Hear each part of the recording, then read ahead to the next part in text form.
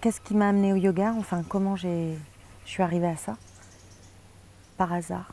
Et en même temps, quand je regarde avec le recul, il n'y a pas de hasard. J'étais partie en Inde pour faire une formation en fait, de massage. Et le matin, on avait yoga obligatoire sur la plage. Donc ça a été ma première expérience de yoga, yoga obligatoire en Inde. Et après, je suis rentrée en France et je me suis dit, tiens, je vais essayer de faire du yoga. Vraiment, de voir qu'est-ce qu'il y a. Et donc j'ai fait tous les yogas qu'on me propose à Paris, quoi. Yoga Iyengar, yoga Bikram, yoga Nidra, Vinyasa yoga. Voilà, je les ai tous essayés, enfin beaucoup. Et là, j'ai choisi de faire la formation Shivananda. Je suis partie en Inde juste pour faire une formation d'approfondissement, pas pour devenir prof. Puis finalement, je suis sortie de cette expérience, j'ai eu ma certification de prof en 2009. Et du coup, quand je suis arrivée à Paris, j'ai commencé à être assistante et très vite, ça a été une évidence que je devais enseigner, quoi. Donc j'ai commencé à enseigner. Juste, il y a une petite phrase que nous a dit le maître là, à Kanyakumari. Une fois qu'on avait tous, entre guillemets, notre diplôme, autant est-ce qu'on peut avoir un diplôme de yoga? C'est bien la question, mais bref, en tout cas, je suis sortie avec un diplôme. Il nous dit, bon, maintenant que vous êtes certifié pour pouvoir enseigner du yoga, vous pouvez commencer à faire du yoga. Donc voilà, ça c'est la récompense de l'ashram. Et donc voilà, oui, en effet, je commence le yoga depuis peu de temps finalement. Ça ne m'empêche pas de l'enseigner pour autant, mais la pratique du yoga, l'expérience du yoga arrive beaucoup, beaucoup, beaucoup plus tard.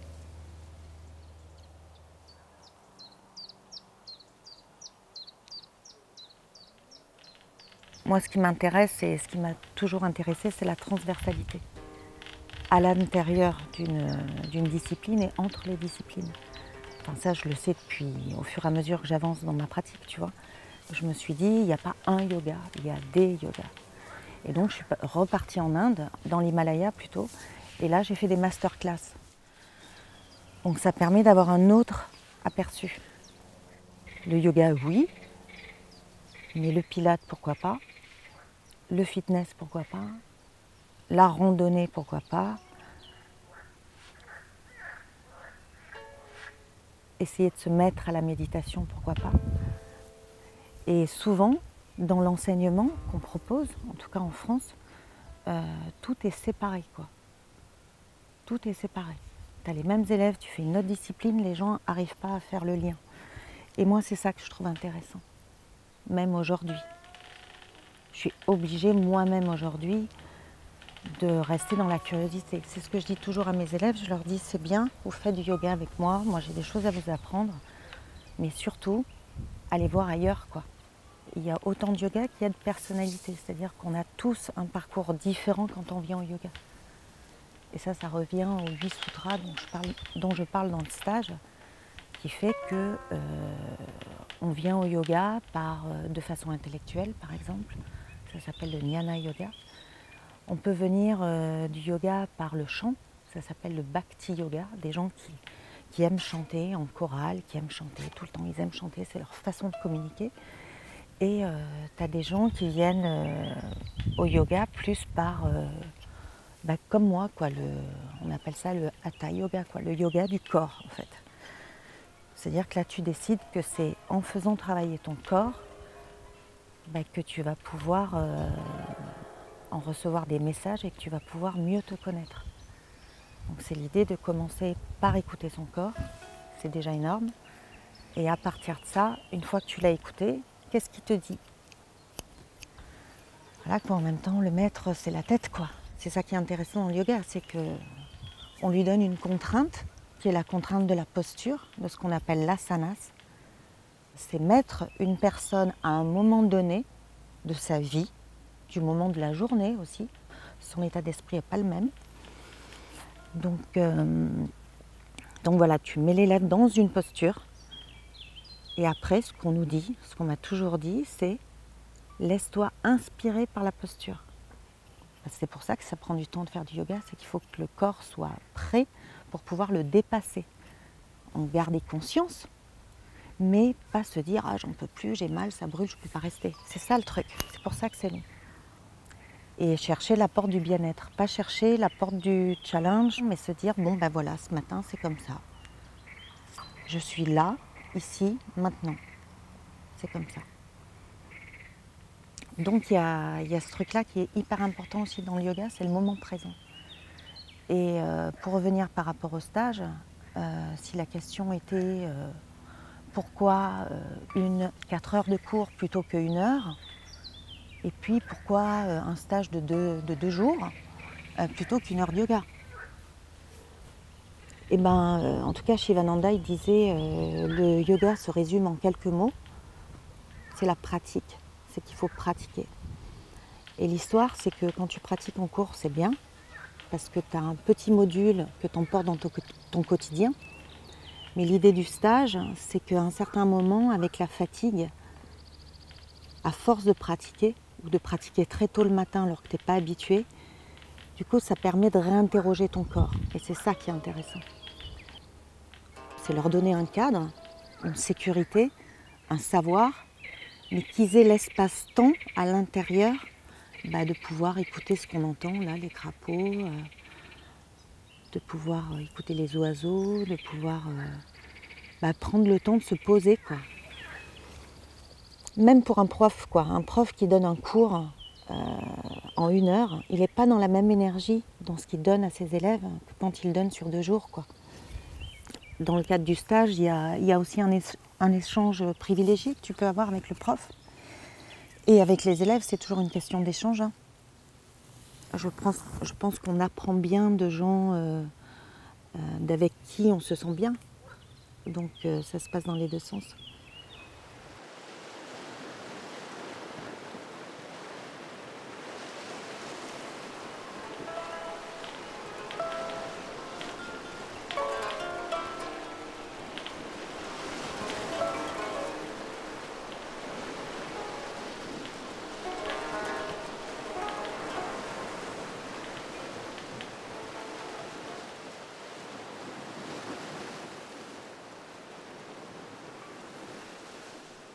Qu'est-ce que tu trouves dans cette discipline, le yoga, que tu ne trouves dans aucune autre discipline? Tu t'inscris dans le yoga dans une prise de conscience de toi-même qui fait que tu es obligé d'être dans la mesure. Qui fait que c'est une conversation avec toi, enfin c'est un échange, c'est une écoute. Et ce que va t'apprendre le yoga, il y a une différence entre ce que tu veux faire, ce que tu peux faire, et au final, comment tu vas vivre ce résultat. Il y a cette idée que dans le yoga, tu peux être à la fois dans le mouvement et à la fois dans l'immobilité. Même si l'immobilité n'existe pas. Hein. C'est pas parce que tu es comme ça, en Bouddha, et que soi-disant tu fais rien pendant 10 heures, tu fais rien. Donc l'immobilité, elle n'existe pas, il se passe plein de choses. Et dans ce travail sur le mouvement, du coup, en connexion, tu as le travail sur la fluidité, tu as le travail sur le rapport entre la respiration et le mouvement. Et dans l'immobilité, tu as autre chose. Tu retrouves le travail musculaire, tu retrouves l'ancrage, tu retrouves la persévérance, tu retrouves les délires où, quand dans la vie, il faut que tu te pousses et qu'il faut que toi-même, tu sois ton meilleur ami, quoi, mais plutôt un guerrier. Tu vois, tout ça, c'est les positions des guerriers, Virabhadrasana, 1, 2, ça brûle les cuisses. Au bout d'un moment, tu as du mal à être un guerrier. Donc ça, c'est des postures qui sont dans l'immobilité, qui sont sur l'ancrage, qui sont sur... Donc en fait, chaque posture est intéressante parce qu'elle véhicule une émotion. Parce qu'il y a des moments où tu as envie de serrer les dents, parce que tu as envie de tenir la posture. Et puis il y a d'autres postures dans lesquelles, moi par exemple, la posture de l'arbre, c'est une posture d'équilibre, j'ai jamais été, même si les gens aujourd'hui m'entendent et me voient travailler et qui ne me croient pas, moi la posture d'équilibre, j'y arrivais absolument pas, quoi. Et en termes de caractère et de personnalité, ça avait tendance à m'énerver. Et j'ai découvert au fur et à mesure de ma pratique, en me disant, tu te juges pas, just do it. Tu fais, tu refais, tu fais, tu refais, tu Voilà, j'étais plus là-dedans. Et en étant là-dedans, j'ai commencé à trouver. Et aujourd'hui, je fais un équilibre. Pour moi, faire un équilibre, on appelle ça en unipodal, c'est comme être aujourd'hui dans la position du lotus. C'est-à-dire, ça ne me demande aucun effort musculaire, ça me demande un peu de concentration. Mais à partir du moment où tout ton corps devient aligné, si tu veux, il ne te pèse plus. C'est ça l'idée de l'asanas et de la définition de la posture confortable, qui est la définition sanskrit de l'asanas. C'est comment, dans cette immobilité, tu vas arriver à trouver le confort.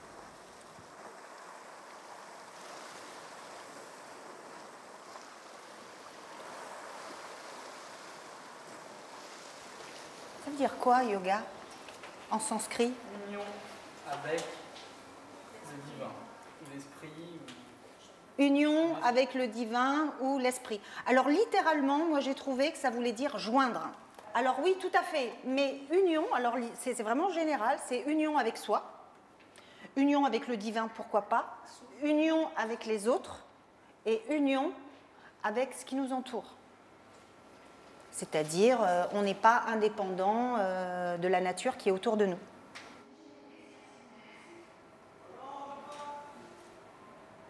Relâchez le milieu du dos. La nuque. Peut-être le devant des poignets.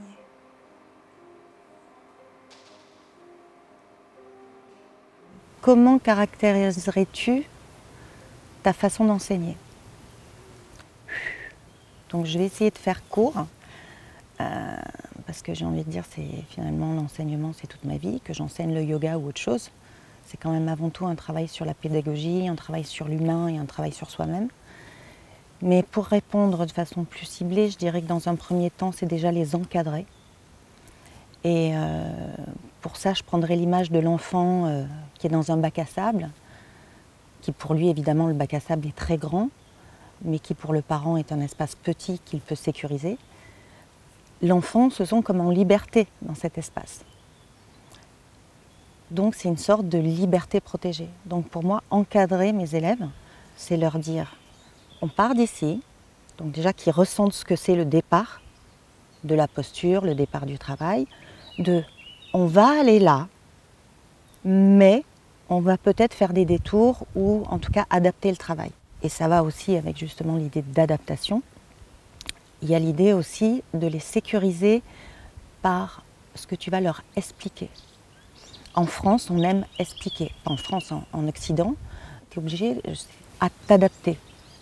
Le fait d'avoir été diplômé d'un type de yoga, le Shivananda, d'avoir pratiqué le Yangar, le Ti, le La, le truc, le Mush, et encore, j'ai pas fini puisque maintenant je vais faire de l'acro-yoga, donc c'est encore autre chose, puisque vu que je suis masseuse, ça me fera un pendant intéressant. C'est l'adaptation. Parce que finalement, quand tu es en Inde et que tu sors d'Inde, tu as quasiment donné des cours pendant ta formation de prof qu'il y a des gens qui étaient là pour ça. Donc finalement, c'est un faux public. Enfin, c'est un public intéressant, mais par rapport à ta vie future d'enseignant. Donc par rapport à ces différentes cultures et aussi par rapport aux différents modes de vie, parce qu'on ne fait pas du yoga de la même façon aux États-Unis, en tout cas le rapport au prof n'est pas du tout le même qu'au Pérou ou qu'au Japon aussi. Même si le yoga est universel, certes il l'est, mais toi en tant que prof, tu dois t'adapter. Et ça passe aussi par l'écoute. Donc il faut, quand je dis être à l'écoute, c'est aussi avoir le sens de l'observation. C'est-à-dire qu'il faut que très vite, quand tu as des élèves que tu ne connais pas, il faut t'adapter, même des gens de stage par exemple, qui vont venir d'autres types de yoga. Il va falloir, mon job, moi en tant que prof, c'est d'analyser, enfin d'analyser, pas au sens psychanalytique du terme, mais de me dire, voilà, ces gens-là, ils viennent pour ça. Et ça, c'est vraiment un boulot de prof que tu fais avec l'expérience. De faire des remplacements en tant que pédagogue, donc, qui devient une spécificité d'enseignement, c'est, tu arrives, il y a un public, ils savent que tu es la prof, donc une sorte un peu de respect. Tu sens que les gens se mettent à des endroits précis, toi tu connais personne. Puis tout à coup, tu commences et tu sens que le dialogue, il ne peut pas passer, quoi. Tu remplaces quelqu'un, quoi. Moi, je dis toujours à mes élèves, je me ferai remplacer, tout le temps. Ne pas leur dire, c'est moi, moi, moi. Donc là, tu es assez mal reçu.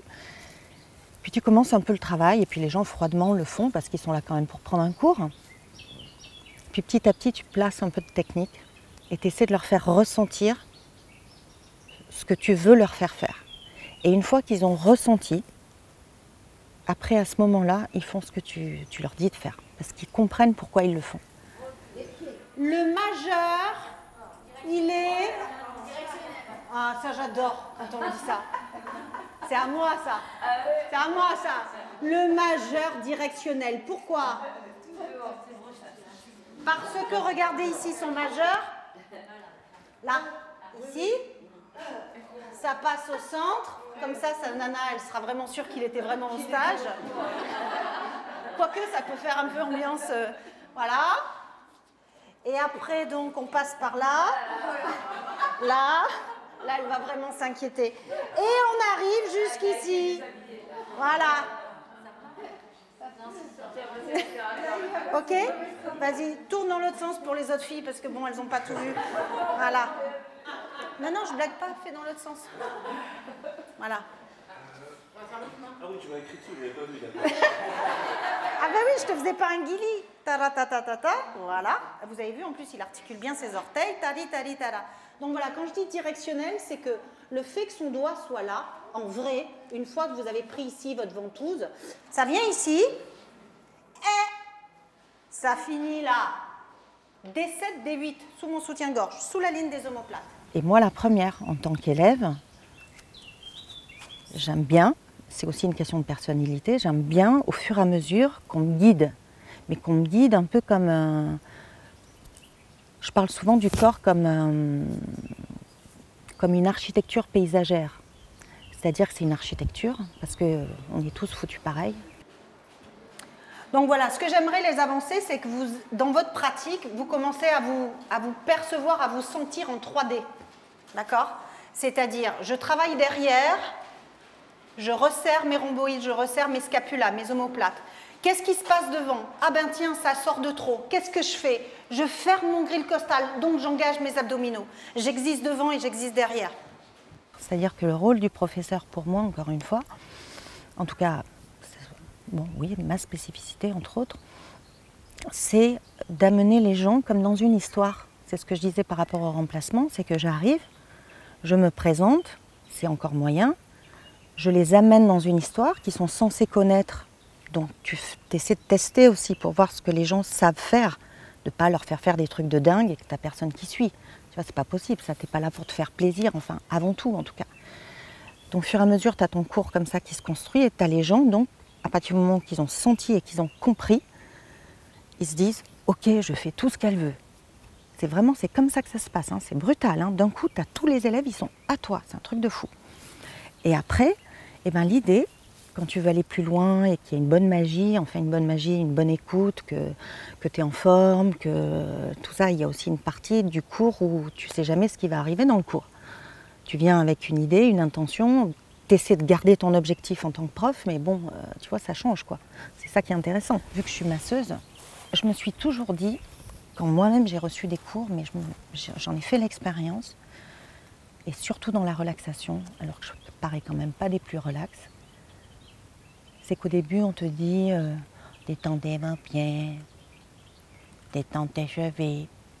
Donc au début, tu fais une relaxation, tu fais ça va, je détends mes pieds, c'est bon, je détends mes chevilles, mais tu n'arrives pas à faire la relaxation. C'est-à-dire que le message du prof est super important à ce moment-là. C'est-à-dire comment il t'amène. Et avec les mots, cette idée, en tout cas que moi j'ai en tant que masseuse, c'est que les mots, tu dois faire en sorte que les gens l'entendent alors qu'ils ont les yeux fermés, alors que tu ne sais pas ce qu'ils ont dans leur tête, et que tu veuilles comme les pénétrer, comme les caresser réellement dans l'intérieur de leur corps. Et à partir du moment où ta voix, tu es arrivé à la mettre dans leur corps, mais dans leur corps, dans leurs pieds, dans leurs doigts, dans leur bouche, dans le dessus, dans la peau, dans le poids du corps. Donc je parle souvent de massage, de abandonner votre corps, donner votre genou à vous-même, enfin voilà, qui est vraiment un rapport de conversation de soi-même avec le corps. Et une fois que tu as ça, eh ben, tu peux aussi les faire passer à autre chose. Le chemin de l'enseignant et le chemin de l'élève, j'ai envie de dire, il est sans fin, que ce soit moi qui sois élève ou que je sois prof. Et quelque chose que je rajouterais, qui est important, parce que c'est très à la mode, tout ce qui est développement personnel, c'est la bienveillance. Alors ça, la bienveillance, il y aurait pas mal de choses à dire. Oui, évidemment, un prof de yoga est bienveillant.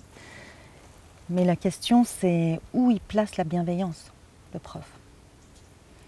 Et ça revient pour moi à la question de